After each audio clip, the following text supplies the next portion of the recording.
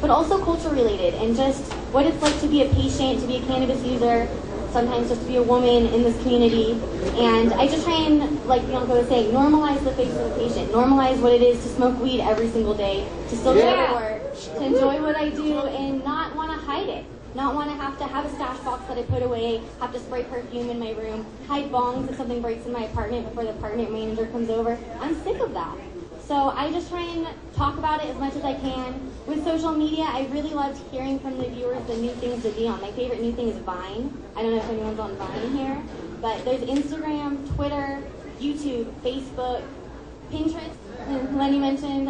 There's just so many, and it really is, there's a place for everyone. No matter how you feel comfortable, if you communicate visually and you want to post pictures, Instagram's a fantastic way to meet so many people. And with videos, with what Paul does, posting a video every single day, that's a whole nother world right there. I couldn't do it, you know? So there's something that we each can bring to the table, and I think social media really allows everyone to find what they're comfortable with. So you can find the question and answer show I do at StonySunday.com. I love all of the Stony Sunday shirts in the crowds right now. Thank you guys. Thank you, Reaper, so much. I love you guys. And also CoralReaper420.com is my blog, which I wanted to touch on what Bianca said about starting her thing just to be for friends and family. My cannabis thing was almost an opposite of that. I had my Facebook for friends and family, and they would tell me that they couldn't have me on their list if I was posting about cannabis because their boss might see it, their friend might see it, and it made them uncomfortable. So I started, just another one. I was like, Mom, don't add this one. I'm going to just have my friends add this one. And there was such an amazing interest in it. And it's not surprised that everyone wants to talk about pot, and we're happy to do it, So it's a blessing to be up here. I feel honored to be among these amazing people and in this amazing crowd, so thank you guys.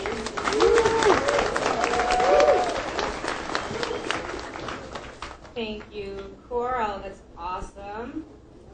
I just want to quickly talk about why I'm here. Obviously, I'm the managing editor for High Times magazine, so every 3 weeks, High Times, we're putting out a new publication. It's awesome, and there's so much attention and detail that goes into putting out a printed piece of publication. We work for weeks, months. We have planning meetings. But on a day-to-day basis, I love to take photos. I always have my camera out. I love people, and I just want to talk to everyone all the time. So that's why I'm social. And I started at High Times about 1.5 years ago. And within, I want to say, the last 6 months to a year, I started my own podcast called Jen's Music Stash, which deals with mostly bands that I like to go see and reviews and festivals, and that's a great way to get out and meet people. And there's such a large crossover between music and weed. I mean, they go hand in hand. So I really welcome you guys to listen to Jen's podcast, Jen's Music Stash, and also check out Free Weed with Danny Dako, which is another great High Times podcast, High Times Radio. You can also find me on Instagram, I like a lot, NYC Jam Gal, and also on Facebook, Jen's Music Stash. One of our photographers shot this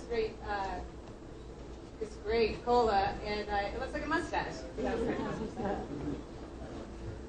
So today we're going to take questions from the audience.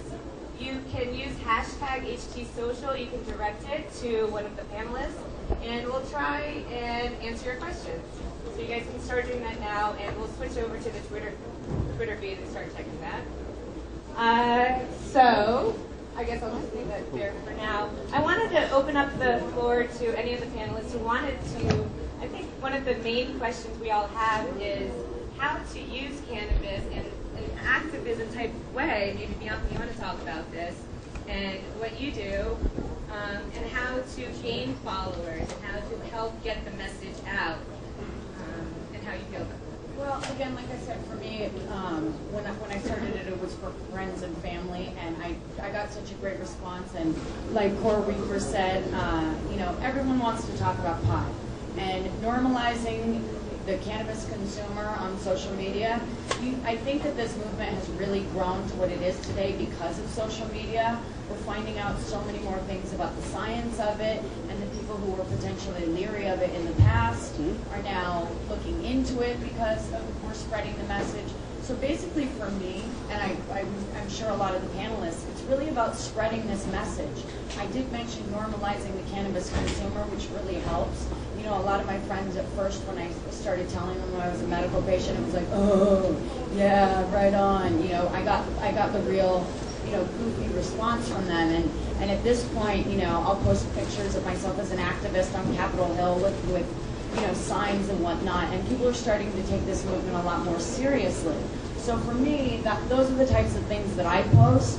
And even in my friends and family circle, I've, you know, turned a lot of people on to the information, and they've looked into it, and it's literally saved a lot of people's lives. So the social media really, you know, gets just the movement out there, as well as, you know, ourselves as consumers. Right. And I would like to also add, like, how do you build a brand? I mean, essentially, you become an expert in the field, but do you see yourself as a brand, and how do you build yourself, your image, whether it is by photos or by, you know, should you tweet every day, and how much is too much? I mean, I'm sure everybody, you know, you have 4 or 5 different accounts. Like, how do you stick with the one? So let's just talk a little bit about branding, and whoever wants to take this question is fine. I'm going to speak on this a little bit. I have a lot of accounts, if you guys follow me. I have found success with having different accounts because not everyone wants to know what you ate for breakfast, and not everyone really cares how your day was at work. A lot of people do. But what I do have is I have a stream just for my show, for Stony Sunday, and that's where I have updates about how recording is going, how uploading is going, if there's a problem, where they can find more information. And I have the fans add that. But if they want to get to know me more, I do have more of a personal account. And then for building a brand, I find consistency. I find a lot of people start posting, and a couple months in, they're like, I don't know, no one's watching, no one's paying attention, I'm over it. But you have to do it for the pleasure of it, because that's what's going to keep you doing it every single day, or every single week, or whatever your routine is. And after a year, people pay attention. After 2 years, people pay attention. So building a brand, I don't think, is something you can ever do overnight. You can start brainstorming a lot of ideas with a good smoke session overnight. But it's going to be consistency and just doing what you want to do every single day, regardless of whether people are paying attention. That really gets their attention eventually. So consistency is key. I just want to jump in on that too. Definitely, that was exactly what I was going to say. Consistency is key. Really learning about the different social networks and how to use each social network, because all of them are different. So building the following on each social network is not going to be the same, and it's really important that you actually use them. It's really important that you actually interact with readers. Like, I've seen all of these people on here using social media for a long time, and especially when it comes to branding, like, they've all been doing it for years, and I've seen all of them for a long time. So it takes a long time to really be consistent. People need to know that when they come to your feed, or they come to your site, or they come to whatever, that they're gonna get this good information. And like she said, even if nobody is watching, it has to come from you. It has to be something that you're passionate about, or else it won't last. So, you know, whether it's marijuana or whether it's whatever, if you're using social media to try to get it out there, really be consistent, really use it, really interact with people, and then really, like, just make sure that this is something that you love, because there's going to be lots of bumps in the road, and really that passion is the only thing that's going to be able to push you through most of the time.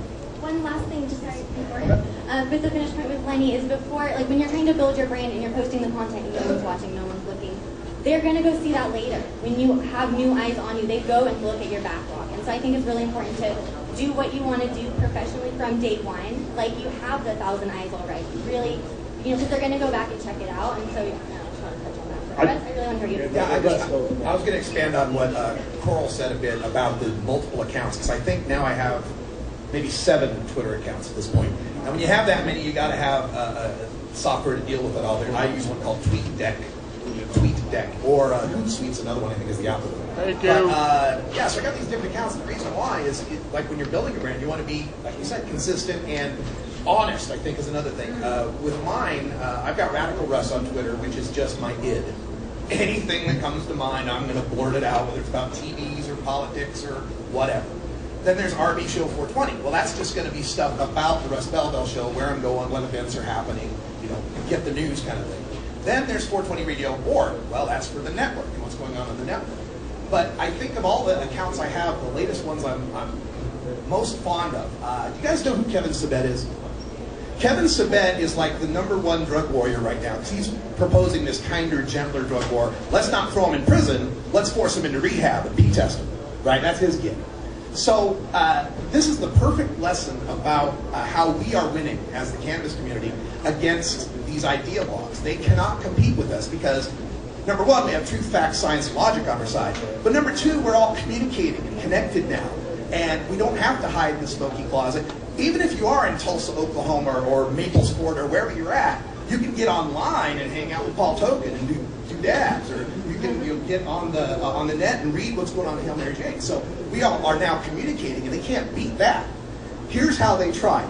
Kevin Sabet, when Massachusetts was trying to pass medical marijuana in 2012, they had it was question 3. It was on the ballot, and it was polling in the 60%, right? Everybody's thinking it's going to pass, it's a slam dunk. So Kevin Sabet formed a PAC called Vote No on Question 3. Vote No on Question 3. He did a press release, had a big, press conference. We're forming this PAC, Vote No on Question 3. What he didn't do is get the web domain, votenoonquestion3.org.com and .net. Mike Can out of Boston went and bought that. Next day, he had a website up that was all parody. It was all like, if we pass medical marijuana, there will be a shortage of Twinkies. Or the Mayans predicted the world would end in 2012 because of marijuana. And the Red Sox are in last place because of pot. All these just ridiculous things.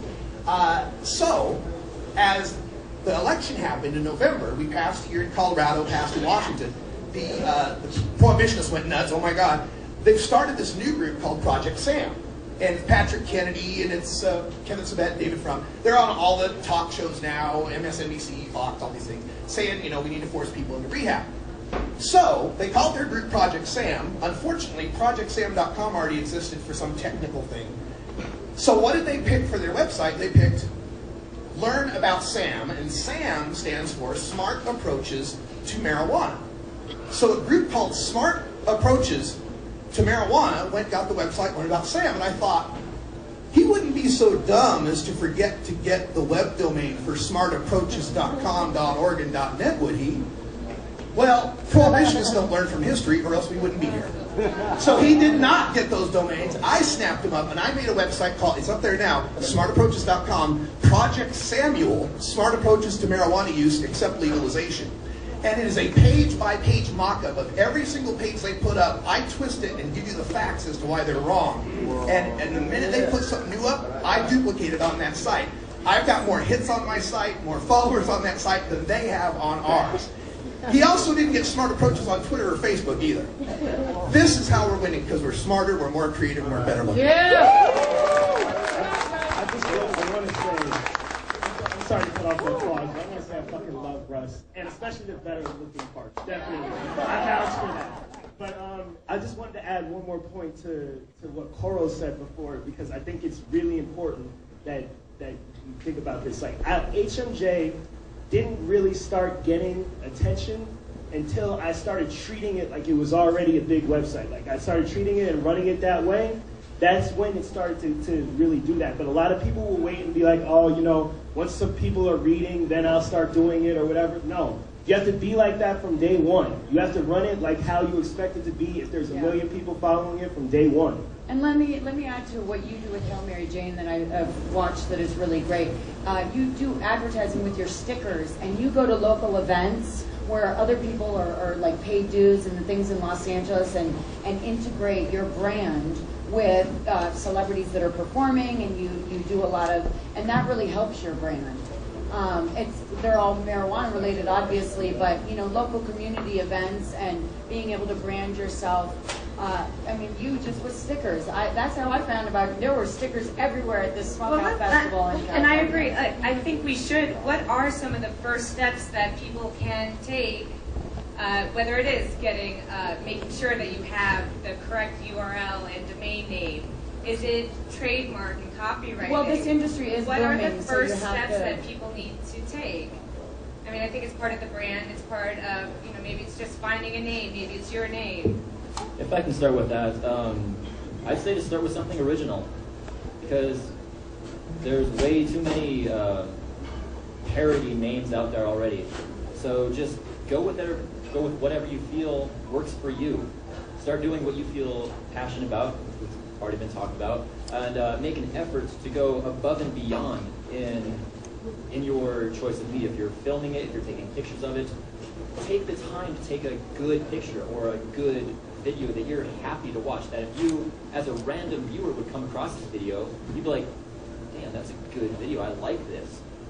Take the time out of your day to produce something like that. Don't just film something or take a picture of it or talk about it if you're just doing like a radio or a speech.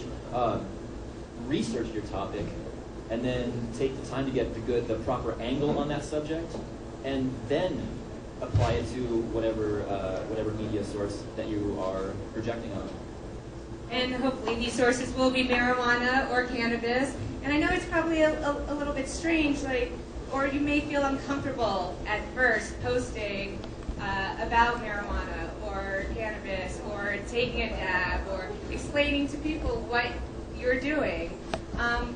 Does anybody have a good story about? Actually on the branding before you go, one thing, the only tip I would do is once you have the name that you like I started doing Newsnet, where I just kind of retweet or bring up stories that have come across the news, either from Radical Arrest or from Huffington Post. I found a lot of stories as well that are just coming across in cannabis culture, laws that are passing, people that have been arrested. And when I decided on Newsnug, I went and I did the Ustream about the Newsnug thing. I went and did newsnug.com, and then also Twitter and Instagram. And by doing it all in one day, I'm not going to run into the problem that these prohibitionists have later, where 3 months down the road, I'm like, oh, maybe I should sign up for that account. Someone snapped it up, and maybe they're posting pictures I wouldn't approve of with that name. So I would say just be really thorough. Go think about what's popular. I've heard a lot of what social media to be on from the social media I'm already on. You know, Facebook told me to get on Twitter. Twitter told me about Instagram. It all kind of fell in place. Yeah, that's a good, I've just barely, I'm an old guy, I just barely got onto Pinterest. And if you don't know what Pinterest is, it's like if you're surfing the web and you see a picture, you can say, oh, that's cool, and it'll grab that picture and put it in like a bulletin board for you, so you can collect a bunch of pictures. For me, it's invaluable because whenever a news story comes up with a poll or a chart or a graph, I'm Mr. Data Guy. I'm all about that stuff. So I have a board called Radical Arrest Data, I think, up on Pinterest. Like when that Pew poll came out, bam, I got 18 different crosstabs on the Pew legalization poll. When there's the graph of DEA budget cuts or budgets, like they're going to cut the budget increases, that graph is up there. So pay attention to what the new social media are that are coming out, and you don't have to be on all of them, but find the one that works great for you. And Pinterest is awesome for me because I'm that visual data graphs guy. Instagram, not so much because I like to collect my photos and put them up later. I don't need the instantaneous nature of that, but there's something for everyone. Right. Since we are starting to get a few questions coming in, I want to make sure that we start to get to them. So we have a tweet here from Greenslight Fox at 7/4/20, and she wants to know, PA is pushing forward to medicinal approval with legalization quickly following. Do you think this will trend through the rest of the U.S.? So she wants to know, so Pennsylvania is pushing forward to medicinal approval with legalization quickly following. Will this be a trend? It should be. I mean, medical marijuana could be the end of the drug war. 68% of the drug war comes from marijuana, so. And maybe that's what it takes. I mean, I live in New York. We don't even have decrim. We just kind of ended stop and frisk. But we have neighboring states that are, I mean, myself as an activist, the first thing that I always ask people is, you smoke on a daily basis, you believe it should be legalized, how many people have you seen in your local or state officials or, on a federal level, how many people have you gone in to meet with to push this? So that's why social media is so great, because coalitions can be built to create, initiatives in different states. That's just me. And I'd say the most important thing to do if you are from somewhere that's not in a state that has any sort of legalization is to talk to people. Not just people in Congress, but people that you live next to. Your neighbors. Get out there and say hello, introduce yourself, and just see what their opinions on everything are. And talk with them. Have a friendly conversation, and if they are not educated in the realities of marijuana, then just politely inform them. Let them know that it's not the demonized substance that the United States has made it out to be since the late 30s. Just a follow-up to that question, if you want to take this, Lenny. I have to say, it's from Weedy McCooper shit. At Wild Wizard NYC. Talk about coming up with something original, huh? There's a brand. Weedy wants to know, from your social media perspective, which will be the next state to legalize? Okay. Well, Alaska's looking at something for 2014. Oregon's looking for 2014. California's pretty much agreed for 2016. Massachusetts, Maine, Vermont are all up to bat for 2016. Which one would go next? My dark horse is Maine, but I'm from Oregon, so Oregon, baby. Yeah. Take it Oregon too. Hey, I did want to make a mention on that, to follow up what Paul was saying about talking to people no matter where you live, because I know I got a lot of fans from like Texas, Florida, a lot of places where you don't talk about it, right? You don't talk about it, right? So one of the things on that, as to how powerful this is to spread your actual physical real world networks of people you talk to about this, was a poll that came out in 2007. Minnesota was trying to pass medical marijuana, and somebody commissioned this poll in Minnesota, and they asked 2 questions on it. The first one was, do you support medical marijuana? And about 3 out of 4 people said, yeah, I support medical marijuana. Then they asked, does your neighbor support medical marijuana? And 3 out of 4 people said no. So propaganda on the drug war has gotten us so frightened of talking to each other that we believe over half of our neighbors don't agree with us when they do. And here we all were so surprised too when we got such a response that people wanted to hear about pot, because I think we all believed it too. Yeah, and yet that's no why one cared. we've got the Facebook, we got the Google. They can't stop it anymore, because now, it used to be if you wanted to find somebody, that's what, I mean, the whole reason we're here at 420 was because we couldn't say to each other, hi there, hey, would you like to go meet and smoke some pot? Right? We couldn't say that. We'd have to say, hey man, it's almost 420. Right? We had to be sly about it because we're outlaws. Are you 420 friendly? And well, now that's not even a code anymore. Everybody knows what it is. But that's the thing, is now that we have Facebook and these internet connections where we can kind of be pseudo-anonymous and the rest of the world doesn't have to know that we're talking about it, we can now really talk about it online, through Twitter, through Facebook, through emails and all that. And that's why we're winning. That's why these polls for legalization are up over 52% now. That's why medical marijuana is over 81%. Because no matter how much the government wants to blab and spend $1 billion on anti-drug advertising, when you talk to someone who's real and you know them, you go, wow, this lady smokes pot, she's got her shit together, oh my God, you know? Oh, that guy smokes pot, he's a lawyer, oh my God. And the reality overwhelms all the propaganda. Absolutely. I kind of want to touch on that. Is it going to trend medical to legal? A lot of people wanted to sell the idea of medical marijuana that it's not going to bring legalization, it's not going to bring recreational use, it's something totally different. And I think that was an honest sale at the time. I think that we really, in California, I mean, I didn't create the laws, I was not around at the time, but we created it for patients. But the byproduct is that we started seeing what patients looked like, and we started understanding that patients aren't just in hospitals, patients just aren't on hospice, patients are people on this panel. You know, they're people that identify as wanting to smoke weed every day to enrich their lives, to have a therapeutic benefit, and that they find helps aid them in what they need to do. And so it kind of brought legalization forward because people just changed their perspective of what a patient was. And it wasn't something that we really intended with medical, but we're getting there with legalization, I think. And on that trend on medical, I do have to make one point, and that is the trend on the West Coast versus the trend on the East Coast. Since New Jersey, the trend in medical marijuana in the past 4 jurisdictions that have passed it has been no home grow. In New Jersey, it's 3 strains allowed, less than 10% THC. Wow. One place to get it in a state of 9 million people. DC, similar, no home grow.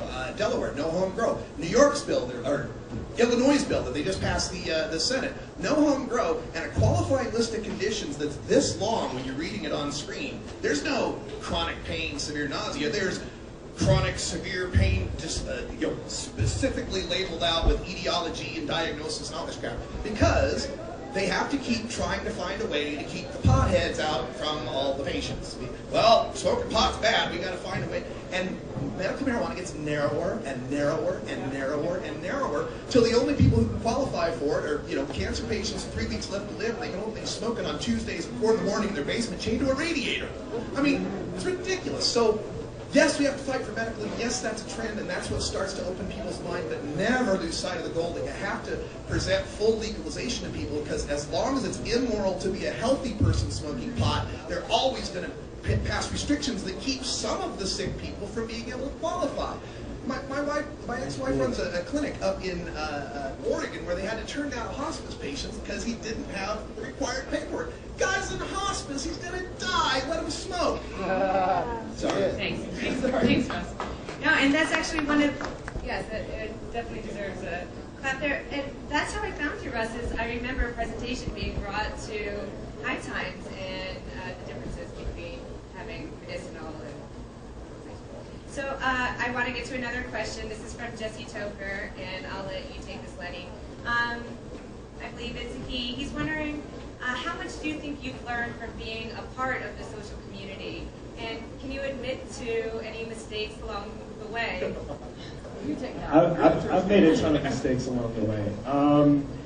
I'd say that, you know, when I first got into social and stuff, there weren't a whole lot of people, like there wasn't Tumblr at that time, so like, you know, there weren't a whole lot of people like taking pictures, smoking and all that kind of thing. So I think one of the biggest things I've learned about it is just like really like how many people, even if they don't like support like legalization or whatever, just how many people enjoy this plant, you know what I mean? And how diverse it is. Like just look at this room, like you see like a ton of different races just in this room, you know what I mean? And it's something that really, really brings people together. And, you know, I think just trying to build up my own brand has just taught me a lot about like life in general, a lot about relationships with people, a lot about how to cultivate those relationships, and it's really just helped me to grow tremendously. Now, as far as mistakes go, I mean, you know, like tweeting the wrong thing is always a bad thing, you know, made mistakes as far as like content goes, and people have been very critical of me. Can you give any specifics? Yeah, I can actually. So, one of our marketing tactics is to create like stickers, and you know, like send them out to people, and people send in like their you know, self-addressed stamped envelope for that. We got the idea from another website that I'm a fan of. Man, I can't remember the name off the top of my head. Stuff Stoners Like. Stuff Stoners Like. They're awesome. Stuff Stoners Like, and they are awesome. And I had some people who were very critical of me because I used the copy from that website, and it wasn't like, when it comes to our content that we produce every day, like all of our content is original, but you know, with that page, that was a page where I took the copy from that site, I changed some things on it, and I put it on my site. They found it, and you know, they were not happy about that, you know, and I gave them credit for that. You know, I made my apologies publicly, and that was kind of one of those things that I talked about where, you know, I made mistakes publicly, and I was criticized publicly, and I sort of, you know, on the fly had to just figure out how to handle it. And you know, it can become challenging because, you know, in terms of this whole movement, you know, I think I see too often that, like, you know, we're sort of like against each other a lot, and I really think that we need to really use like social, really use these avenues that we have, and really use our audiences to try and solidify and, you know, come together, because we can't fight the other side if we're not on the same page. So, you know, I mean, I've made my mistakes and I've made my apologies, and, you know, sort of moving on, you know, you just have to kind of keep it moving forward and make sure that the content that you do put out all the time, even after you make mistakes, is still good. Because one of the good things about social is it doesn't really matter what you did yesterday. It's all about today. It's all about this moment. You know? I gotta take responsibility. I was one of those critical people, and I was upset to see a blog that I also supported, you know, Stuff Stoners Like, to see something so similar on Hail Mary Jane. And I think that conversation that went down was beneficial for people to see. Like, we were able to just have it out in the open on Twitter. Anyone that followed both 20 or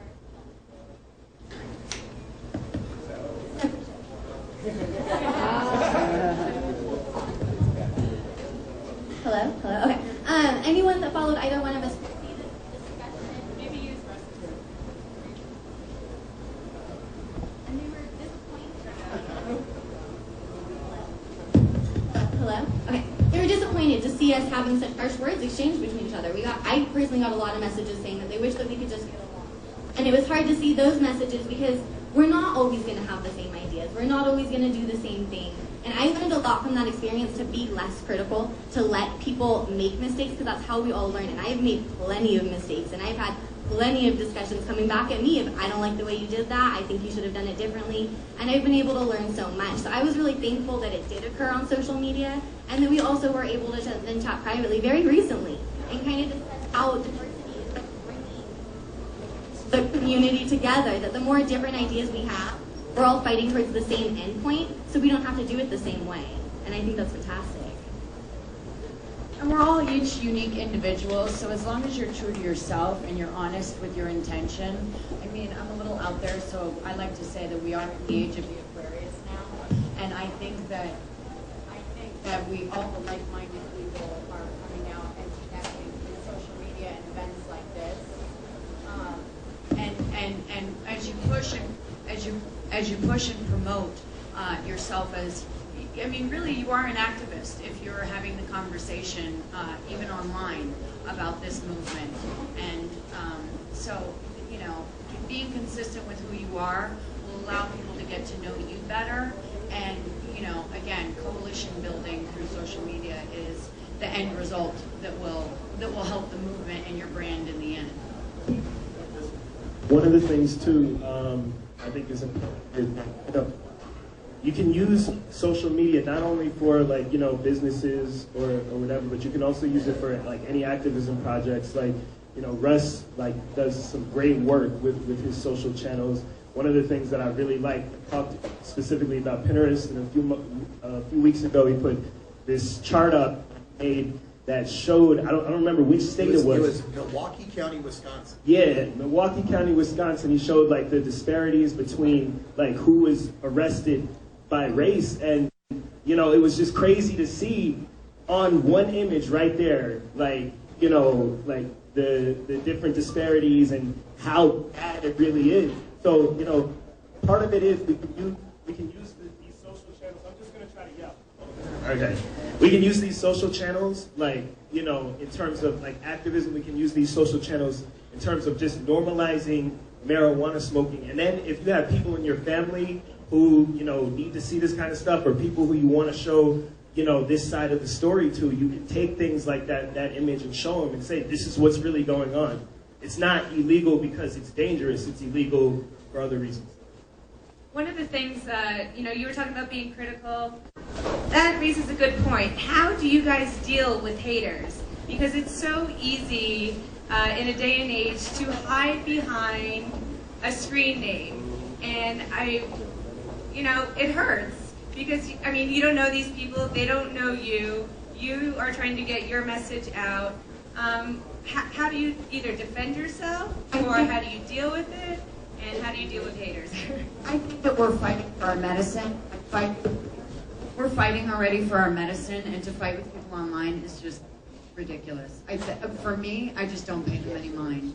I think it's totally an unimportant way of, you know, people, like you said, people are hiding behind a screen and making comments, and they can make comments all day long. That's not going to stop me from spreading the message. Do you think that to motivate a discussion to... Well, I mean, having discussions with people is one thing, but so the question that you asked was about haters. I don't deal with them. I let them hate, because there's a fine line between love and hate.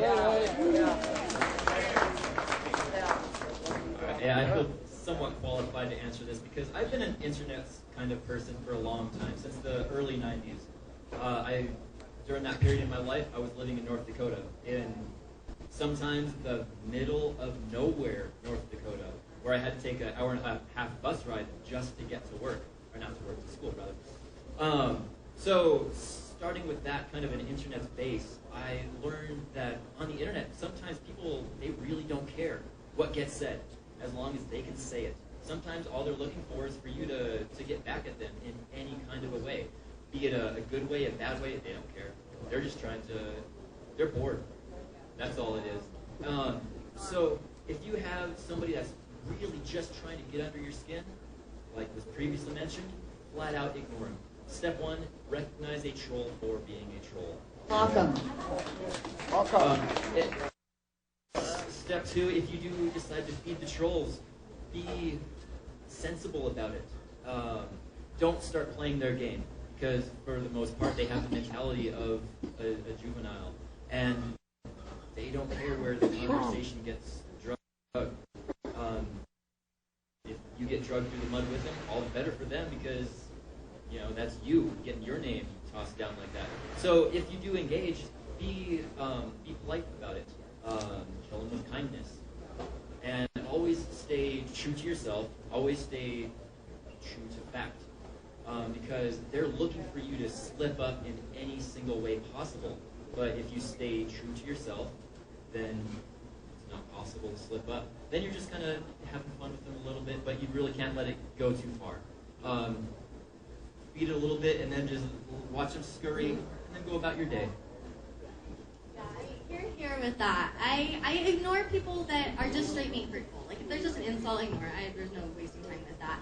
But the people that try and leave a comment, the haters that say that they wish they did something different, or they had a better idea for this show, I really do enjoy engaging with these people, because they're on social media too. They're viewers, they count as well, they're viewers in many ways.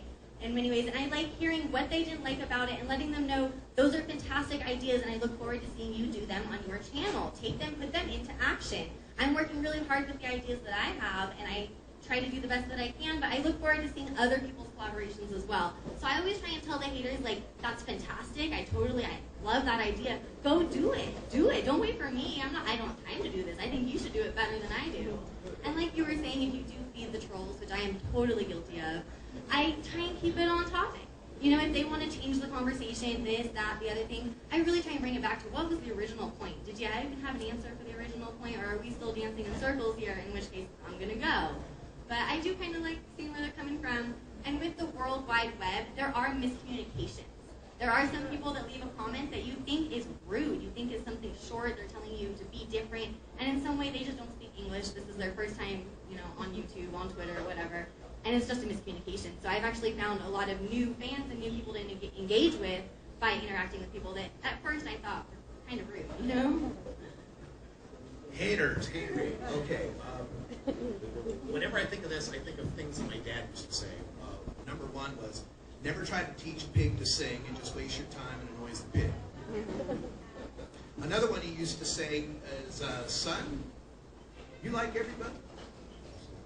No. Why should everyone like you? So there are going to be haters out there, no matter what you do. People are going to hate. And in my case, I actually have a hater who's incredibly popular, more popular on ratings and social media than I am, who's rude and obnoxious to his readers and all sorts of terrible things. And I've been guilty of engaging that at times, and it's hard not to sometimes. You want to defend yourself, defend your honor. But always remember that the internet is written in pen, right? You put it out there, it's going to be out there forever, and there's some shit I've written that is, oh God, I wish I had written that. And the internet's written in pen, and number two, criticize and attack opinions, not people. And you stick to those, and generally you'll be okay. Trust me, because I've broken both of them. I'm just going to add one more thing. Opinions are like assholes. Everybody has one. And some people who have negative opinions can also be your biggest fans. So the haters that hate you the most usually are the ones that are stalking you and spreading your name out there, and they are your biggest fans. So be clear on that. I got it. Okay. All right. I just want to add one more thing to that as well. Yeah, haters gonna hate, like everybody said. But like one of the things too is to try and not always look at it as a bad thing. Like kind of like adding on to what Cora was saying. I've seen a lot with my community. Like, we built a loyal following of people who really like what we do. So when somebody comes on there and they're critical, like, our fans will come on there and defend us. And honestly, a lot of the time, that will spark like some really good debate, and that'll spark, and it'll be public and everybody can see it. So like, it's not always a bad thing. Like, sometimes like that'll spark debate, that'll get attention. And then another thing is, like, if they're not talking about you, then you're not doing something right. So like, really, if people are hating on you, you're doing something right. You're moving in the right direction. Yeah, exactly. Remember Howard Stern's movie Private Parts? There's a scene in it where they're going over the ratings and they're about ready to fire him because he's so obscene and obnoxious. and they say, well, got the ratings here, and these people who love you, they listen for about 1.2 hours on average. And the people that hate you listen for 1.4. So yeah, if they're talking about you, it's good. Who are your biggest fan? Well, I mean, that's one thing. Haters are one thing, but you can also build community, and they will be a part of your community. We've touched on the haters, but let's also talk about how you can bring in positive people and people who are going to utilize other people to help promote your own social media. Well, I think we're a community that does promote peace and love, and to engage, on the negative end is just a negative. Again, we're already fighting for our medicine. We don't need to be fighting with people on social media. There's a lot of love out there. Supporting and promoting peace is a general consensus for most of us. And your intention has to be right. If you put out false information, or if you're lying to your fans, or if you're being dishonest, that leaves it open for a negative. But if what you're putting out there is positive, and you're trying to engage a community and share an experience with them and open up conversations with them, that's definitely a better, leeway to, again, building coalitions. And also, I mean, are there other practical tools that you can use that we can give some actionable advice? Like, should you follow back? Do you always follow back? How do you decide who you follow? How do you tell who to like, who not to like? With blogs, do you follow back? Do you promote other people so they promote you? Can you On the give some transition advice? from like a hater to a fan, I have received comments, that I'm only responding to negativity, that I'm only defending myself, or I'm only explaining things when people seem to misunderstand. And so I found it really important to respond to the compliments, to respond to the people that just say, hey, I like your show, or this was cool, or whatever's going on. Say thank you for watching, thanks for your time. I don't always engage in a follow back, so I want to be able to read what's going on the timeline, but simply by responding to everyone, making sure that you get the positive ones that maybe you just kind of skim through those at first because it's just like, rock on, it's awesome, it's not really a question or something. But it's important to respond to the positivity more so than the negativity, at any level. Yeah, replies. I follow back quite a few people on Twitter and such, because I got that tweet deck, I can filter stuff out. But I find replies, and especially I call them piggyback replies, where I'm really trying to get some audience based on someone else being a bigger Twitter person than me. I've had reply back conversations with Roseanne Barr, Dr. Drew, Kevin Sabet, and a few of these people where I know, I can check my statistics and see, after that got retweeted or replied to by Roseanne Barr, man, I picked up 110 people that are her fans that went, oh, this guy's got something to say. So yeah, reply back to people, especially if they have more followers than you. I would like to quickly touch on the whole positivity aspect of things. When I was asked to do this speaking panel part, they asked me to submit anything to put up when I'm doing my introduction, and the only thing I really thought of to put up there was the picture of a sunrise, because that's overall an image I think that represents what I'm trying to put out to the world, is the positivity in the fact that every single day I'll be there with a good message of whatever. It doesn't matter if I'm in a bad mood that day when I wake up from the get-go. When I sit down in front of my camera and I hit record, bam, all of a sudden I'm in a good fucking mood. I check my mood at the door, at the camera, and I show off the good parts of my day, or the good parts of my thought process of that day, or maybe sometimes I'll just be like, you know what, I just cleaned my piece, it's looking damn beautiful today, I'm going to set my camera up today, right up on the perk, and I'll get a slow motion shot as I'm taking that here. I'll set it up on the hash as I load it up on top of the bowl, quite healthily, and I'll get a shot of that melt. That makes me, as I'm watching it with my own eyes, be like, oh, that's beautiful. That's something else that really Paul, makes I feel me. better already just listening to you talk about it. This is great. But anyways, and then going on to the whole responding to people in a positive mood attitude as well. When I'm on my social media, whatever my outlets, the Facebooks or the Instagrams, when I notice people starting to like my photos or that are commenting to me, I'll look at their account. I'll look at their pictures. I'll read what they post. And sometimes I'll be like, damn, this person reflects a lot of my own ideas. I like this person, so I'll follow them. Now, sometimes I don't have time in my day to go through everything that I'd like to, but when I do have that time, I do that. So that's about all I got to say, I guess, on Just a couple of points. I think the positivity point is very important because I feel like, in general, positive energy draws more positivity to your life. Negative energy does the same thing. And so, despite the fact that we're all disconnected by like computers and stuff like that, you generally get a pretty good idea of people and where their heads are at by following them on social networks and finding out where they're at. So if somebody is generally negative, you're not really going to want to be around them. Like that's the bottom line. When I'm in a good mood, I draw a lot more positivity to me. But when I'm negative, I try to just stay off social altogether because really it's something that will come back on you, and a lot more people are watching than just that person, that hater you might be responding to, and a lot of people will then look at that, and that'll determine like their attitude towards you. To touch on Jen's question, going to the follow back and all that, I'm really bad at that. Instagram is my #1 favorite thing, and that's sort of what started my idea to do my blog, Living the High Life. I do the Instagramming for High Times, and I noticed how much people really enjoyed the pictures and the photographs.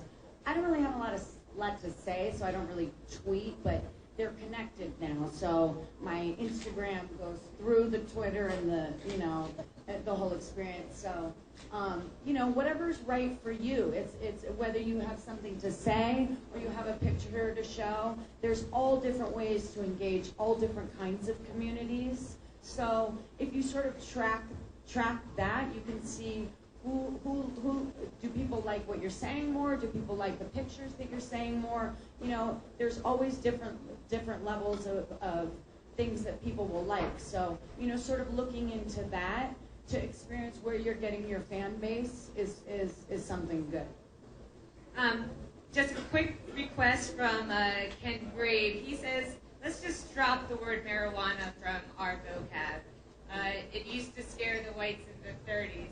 I mean, marijuana, it's a catch-all word. It's our description. It's a noun. So, but what do we want to say? Weed, pot. There's so many different. Well, marijuana is a like, slang noun. It's actually not a word in the dictionary. If you Google it, the Wikipedia will take you back to cannabis. So I always try to use the word cannabis. I have a thing on that. A lot of people will say, marijuana is a racist word. Well, no, it was used for racist purposes, but it's just a word. I think it's a useful word in that, in distinguishing cannabis, the entire plant, versus marijuana, the thing I smoke. But from just a purely statistical point of view, marijuana will get you 10 times the Google hits cannabis will in a headline or a URL. And if you're writing a headline or a tweet and you're stuck for space, marijuana is 9 letters, cannabis is 8, pot is 3. What I tend to do is I'll put marijuana or pot in the headline to bring them in. And then once they're in the story, I'll use cannabis to talk about the scientific nature of the plant or the laws regarding it. And then the only other thing is that when we talk about reforming laws, the laws in the books are marijuana laws, either with a J or an H, but they're an act to ban marijuana. So when you're talking about ending marijuana prohibition, well, it's because the law actually says marijuana in it. So I'm not as touchy about the marijuana cannabis thing, but I'll use marijuana to draw them in and then use cannabis to educate them. This was something I actually learned about from social media. Like I always knew, racist origins of prohibition. I think a lot of us knew that growing up and smoking a lot of weed. But when I would talk about pot and I would use the word marijuana in some of my YouTube videos, I would get comments saying, that's a racist word, I don't think you should use it, it's not helping the cause, and you should read about it more. And I'd respond to those comments and be like, it's just a word, I'm going to use it, I have no racist intentions when I'm using it. But over the course of time, by just reading more and understanding more of the history of it, I felt less comfortable using the word marijuana. And cannabis became so much more comfortable for me. And pot is just fun, and weed's one of my favorites. But it's one of those things that social media really, because it got the conversation started, and it showed me that the connotation of words is important to people. It really matters. I like muggles, jive, tea, devil's lettuce, The ganja. hippie salad.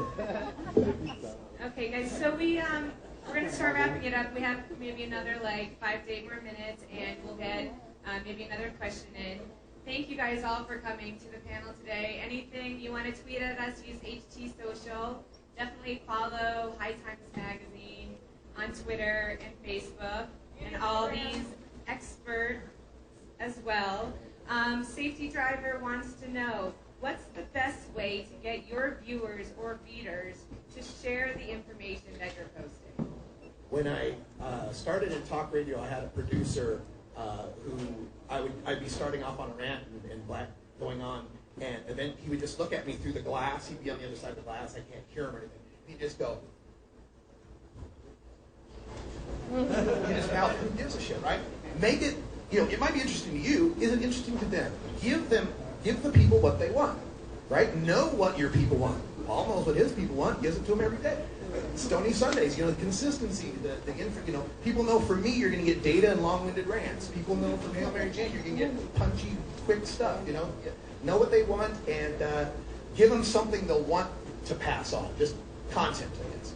Yeah, knowing your readers, knowing your following, knowing who you're targeting is very important.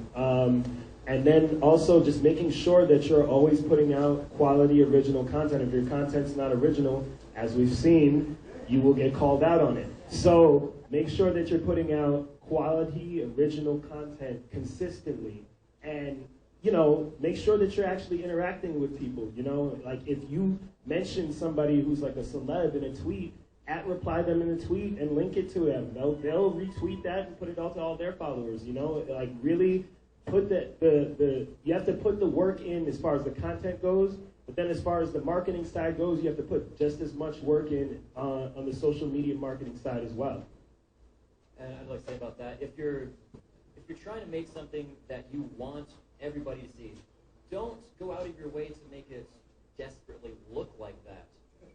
Don't set out to make a viral video.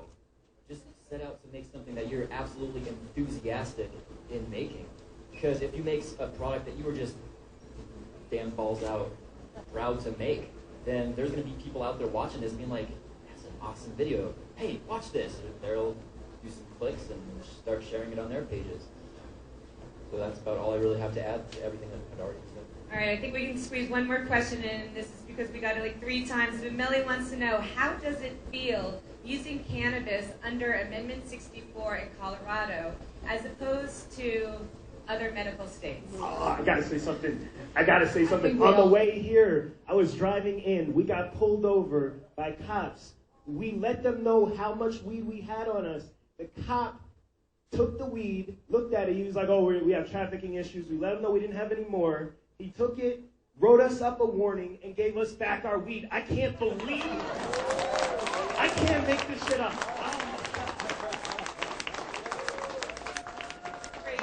That's how it feels. Damn good. That's amazing. The other night we threw an event with Snoop Lion, and a family member came up to meet him, and he said, I smoked my first joint in 1965, and today is the first time I've ever done it legally, and I get to do it with you. So for me, that was like a big moment for this weekend. It's amazing to be able to use cannabis legally this weekend. Thank you, Denver. Yeah, I gotta say, I kind of already live it like it's legal. I'm in the People's Republic of Portland, and it's pretty much easy going. I go to these events wherever I fly to, there's friends and there's weed. So for me, it's just almost like another cup or another expo or another event. But what was telling to me about this, what I'll never forget, is the people coming up to the booth from out of state. The Texans, the Oklahomans, the Kansans, the Floridians, the Georgians, all these people, and I've always thought that when you're fighting for legalization, one of the hardest parts about it is it's a concept, it's abstract, right? Those people coming here from out of state that have actually seen, felt, touched, smelled, and smoked freedom, there's no turning back for them now, and they're going to go infect everybody they go talk to. Oh man, there's thousands of people just smoking weed. And nothing bad happened. It was awesome. That's what I loved about this cup.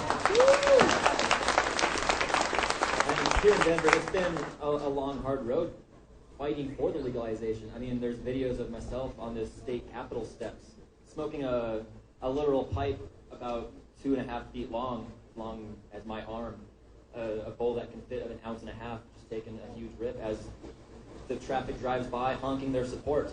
And it was doing that constantly that got the publicity out there, that normalized it to the citizens of Colorado, so that when it came around to vote for it, people were like, yeah, this is fine. I know a guy that smokes pot. He's not a murderer. He's not a crazy guy. He smokes pot. Like everyone said, it feels damn good. It feels so good to be in a legal state. California has had medical marijuana since 1996, and we do have medical marijuana available for, I would say, almost any patient that talks to their doctor about why marijuana helps them can have it in California. But to have it legal feels different. It's just, okay, one thing that happened to me in my hotel room is the smoke alarms went off twice. Cooking or smoking, it doesn't matter. But the smoke alarms went off twice, and the hotel called, the front desk called me, and when I answered, I was so scared. What are they going to say? All they said was, open the windows, not the door. Okay, I'm fine. Okay, I'm not on fire. Open the windows, not the door. So they don't mind. It's just a different vibe. It really has changed. Colorado is a very special place, and we're so thankful for everybody's work and efforts for the movement, for our freedom, for our rights. And please use social media as a tool, as a way to help move the movement. And it feels good to be a part of it. And thank you guys all for coming. Thank you to our experts for joining us. If you're wearing a Sony Sunday shirt, please stick around. I have to get a picture of all of you guys. Yeah, please This stick is around awesome. and join us for the High Times booth. We'll be taking photos and tweeting them.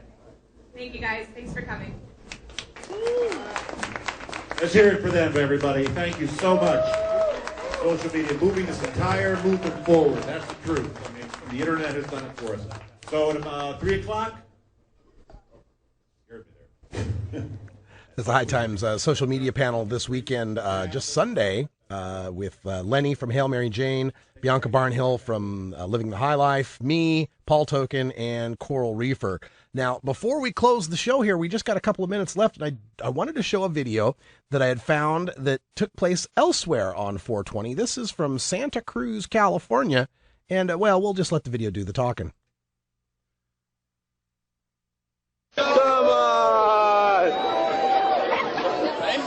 And it's all on video, right? Will you slice me too? Police are seizing a 2.5-pound joint Whatever is right.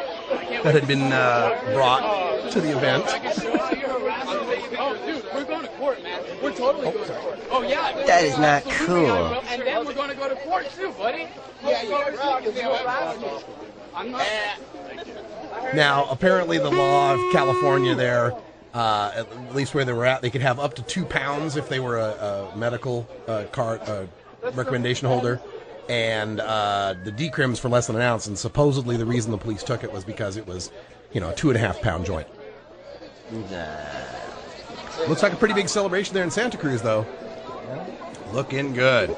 That's what we like to see. All right, so that's about all the time we got here. And coming on tomorrow, we're going to have Dr. Mitch Earlywine, of course. We have our regular cannabis science segment, so we'll have Dr. Mitch in the house. We hope you'll join us for that and get your live calls in at 971-533-7111. We'll also have some more video and photos and talk about the Cannabis Cup. It was just remarkable and historic and legendary, and all the words and adjectives you could assign to it. So many people in our chat room who were there, including Lively Libra and Grey Wolf was there. Free the Weed was there. You can talk to them in the chat room. They'll tell you all about it. Georgia Mom from Marijuana was here a little bit earlier. An amazing event, and I hope we get to do another one very soon. In fact, I think we do.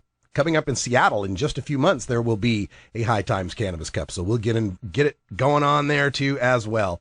Thanks for. Whoops, not you. That's not. You're not the right one. No. This Bad is the Lieber one. Mater. No, not that. She's Lieber Mater. She's wanting to play all the She's playing ones that got catch up. missed. She's trying to play catch up. There we go. We gotta go. We don't have time for that, Lieber Mater. She missed you. I guess so.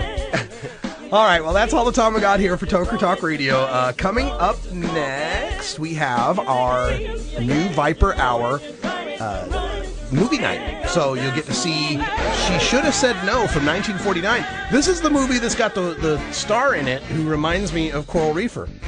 So if Coral had a grandma who was in the movies, this would be it. So check it out. She Should Have Said No, How Marijuana Turned a Young Debutante into a Major Dealer.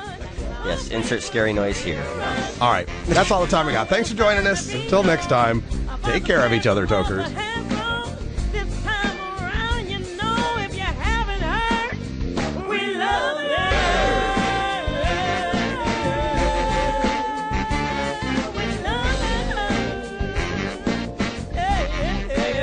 This is the Russ Belville Show. The Russ Belville Show is blogging and podcasting daily at radicalruss.com. Take a seed, you plant it, you grow it, you dry it, you roll it, you smoke it.